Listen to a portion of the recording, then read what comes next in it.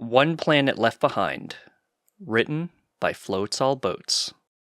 Read by Bag Vicodin. Glancing around him furtively, E-Grip slid a finger under his collar. The tension in the long conference room had him steaming, literally. The Actoeshi emit moist, hot air as a means of cooling, and his suit was feeling more and more like it was meant to broil him. At least he wasn't the subject of the chairperson's withering interrogation. That sad fate was reserved for the misfortune of Tam Abril, case manager for Earth, one of 17 pre-FTL worlds under the control of the Bureau for the Uplifting and Refinement of Primitives, the world that was fast becoming a blight in the Bureau's good name. So, continues the chairperson, you incited their first global-scale conflict by assassinating a well-known political figure, expecting planetary unification following the war. Following protocol, Your Eminence. Perhaps miscalculations were made, but... Abril responds with some confidence at first, before withering under the chairperson's hostile gaze. Clearly they were, the chairperson responds. Near unprecedented slaughter, the accidental release of a biological superagent, one intended for total cleansing of the planet as a last resort, mind you, that resulted in a 1 in 3 fatality rate on top of the war. And what did you do next? She is growing wrathful by now, skin turning a vivid purple.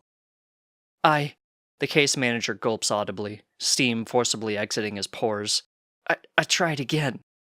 You, without authorization, gave advanced weapons technology to 2 authoritarian powers, and to make it worse, they were defeated by their enemies as a result of the first independent invention of the atomic bomb since this Bureau's founding.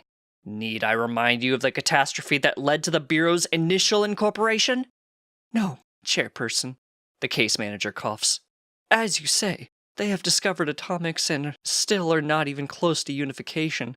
I was hopeful for a while, as during their space race, they coalesced into 2 main factions, but now both have essentially collapsed and 2 major powers are on the rise.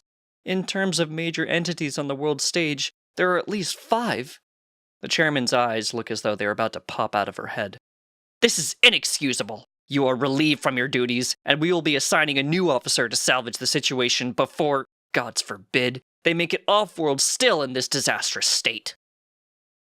Meanwhile, on a barren, red, rocky world, the thin air is filled with the roar of engines, as the largest rocket ever built comes to a standstill on the surface.